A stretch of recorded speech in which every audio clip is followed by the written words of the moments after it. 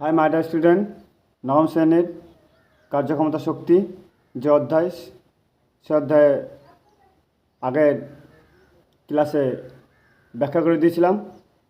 আজকে অনুশীলনী প্রশ্নোত্তর নিয়ে এসেছি। দেখো, বহু বিকল্প ভিত্তিক প্রশ্নাবলী, এমসিকিউ মাল্টিপল চয়েস কোয়েশ্চেন। প্রতিটি প্রশ্নের মান 1। দেখো, একের দাগে 1 নম্বর কোয়েশ্চেনটা বলছে এসআই পদ্ধতিতে কার্যের একক জুল। ওটা সঠিক উত্তর নির্বাচন করো, যেটা সঠিক উত্তর সেটা লিখেছি। 2 নম্বর 1 জুল সমান অপশন সি 10⁻7 আর। 3 দাগের কোয়েশ্চেন, বলের বিরুদ্ধে কার্য উদাহরণ হলো সিঁড়ি বেয়ে ওপরের দিকে ওঠা। 4 নম্বর কোনো বস্তুকে ভূপৃষ্ঠ থেকে উচ্চ স্থানে নিয়ে গেলে ওই স্থির শক্তি বাড়ে। দেখো, দেখিয়েছি এইচ বৃদ্ধির সঙ্গে সঙ্গে স্থির শক্তি বাড়ে। স্থির শক্তির গাণিতিক রাশিমালা হলো mgh। 5 এসআই পদ্ধতি শক্তির একক জুল। 6 এমবার বিশিষ্ট কোনো বস্তুর গতিশক্তি ই, ভরবেগ যদি পি হয় তাহলে পি সমান √2mE। গতিশক্তির রাশিমালা ই সমান আমরা হাফ mv স্কোয়ার। দেখো, বুঝিয়েছি হাফ ওপরে একটা এম দিয়ে গুণ করেছি আর নিচে একটা এম দিয়ে গুণ করেছি, তাহলে এম স্কোয়ার ভি স্কোয়ার এসছে। আর পি সমান mv। দেখো, মান বসিয়েছি, তো কোনাকুনি গুণ করেছি, পি সমান √2mEk, মানে কাইনেটিক এনার্জি ইকে মানে কার্যকর হারকে বলে ক্ষমতা। আর কার্যহীন বলের ক্ষেত্রে বল সরণ অভিমুখ পরস্পর সমকোণ অর্থাৎ 90 ডিগ্রি কোণে থাকবে। দেখো, ছবিতে দেখিয়েছি গতির অভিমুখ এবং অভিকেন্দ্রের বলের অভিমুখ পরস্পর 90 ডিগ্রি। 9 দেখো, অভিকর্ষের অধীনে পতনশীল বস্তুর ক্ষেত্রে বায়ুবলকে অগ্রাহ্য না করলে মোট যান্ত্রিক শক্তি সংরক্ষিত থাকবে না। মোট যান্ত্রিক শক্তি মানে স্থির শক্তি প্লাস গতিশক্তি।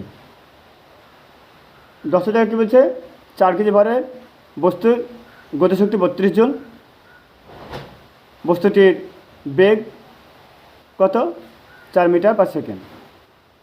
দেখো, বুঝিয়ে দিয়েছি যে আমরা জানি ইকে সমান অর্থাৎ kinetic energy half mv square. E K অর্থাৎ কাইনেটিক গতিশক্তির অর্থাৎ গতিশক্তির মান দেওয়া আছে 32 জুল, বসিয়েছি হাফ mv স্কোয়ার, এম এর মান 4 দিয়ে। দেখো, 32 × 64, 4 সমান 64, ভি সমান √4, √16 তারপর দিয়েছে অতি সংক্ষিপ্ত প্রশ্ন, প্রতিটি প্রশ্নের মানে 1 কী বলছে, ক্ষমতার ব্যবহার একক ওয়াট। শূন্যস্থান লিখে দিয়েছি স্থির শক্তি সমান ভর গুণিত অভিকর্ষ ত্বরণ গুণিত উচ্চতা mgh। 3 দেখো, সিজিএস পদ্ধতিতে ক্ষমতার পরম একক ওয়াট। 4 নম্বর কার্য করার সামর্থ্যকে শক্তি বলে। 5 নম্বর স্থির বেড়ে কোনো বস্তুকে বেগ বাড়ালে বা বাড়লে গতিশক্তি বৃদ্ধি পায়। তার কারণ আমরা গতিশক্তির রাশিমালা হাফ mv স্কোয়ার। ভি যদি বৃদ্ধি পায় তাহলে গতিশক্তিও বৃদ্ধি পাবে। শতমিটার নির্বাচন করে সিজিএস পদ্ধতিতে কার্যের একক আর্ক সত্য। 2 নম্বর 1 হর্স পার, এইচপি মানে হর্স পার, 746 ওয়াট সত্য। 3 নম্বর ভূপৃষ্ঠ থেকে কোনো বস্তুকে উপরের দিকে ছুড়ে দিলে সর্বোচ্চ বিন্দুতে গতিশক্তি 0 হয় সত্য। তার কারণ আমরা জানি সর্বোচ্চ বিন্দুতে কোনো বস্তু ক্ষণিকের জন্য থেমে থাকে যেখানে তার বেগটা 0 হয়। আর গতিশক্তির রাশিমালা হাফ mv স্কোয়ার। ভি 0 হলে গতিশক্তি 0 হবে। 4 এক ব্যক্তি সুকেশ নিয়ে অনুভূমিক রাস্তায় হাঁটলে ওর কার্য 0 হয়। তার কারণ তার গতি এবং অভিকেন্দ্র বলের সঙ্গে অর্থাৎ সরণ এবং অভিকেন্দ্র বল পরস্পর 90 ডিগ্রি কোণে থাকে।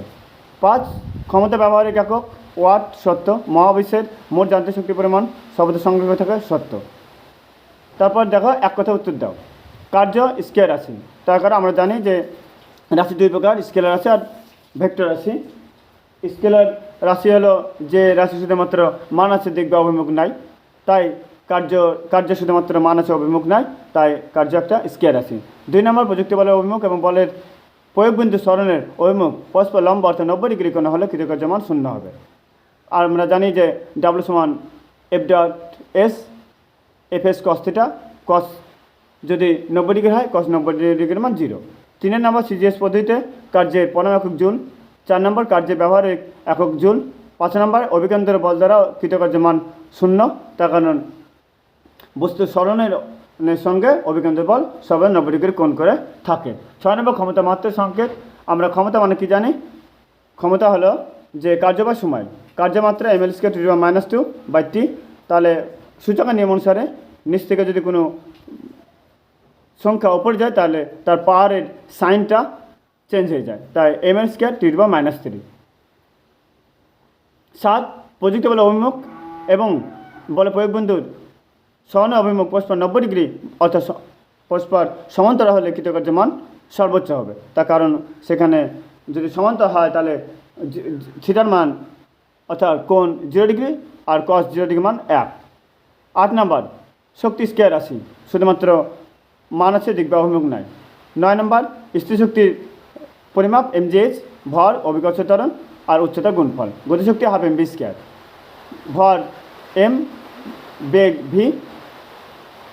11 দেখো বলে প্রয়োগ বিন্দুর স্মরণ না হলে কৃতকার্য সম্পাদিত হবে না। বাম স্তম্ভ ডান স্তম্ভ দেখো, এক অশ্বক্ষমতা 746 ওয়াট, যার সঙ্গে ম্যাচ করেছে লিখে দিয়েছি। তারপর এসআই পদ্ধতিতে কার্যের পরম একক জুল, তারপর 1 জুল = 10⁻7 আর, এবং ক্ষমতার একক দেখো জুল পার সেকেন্ড।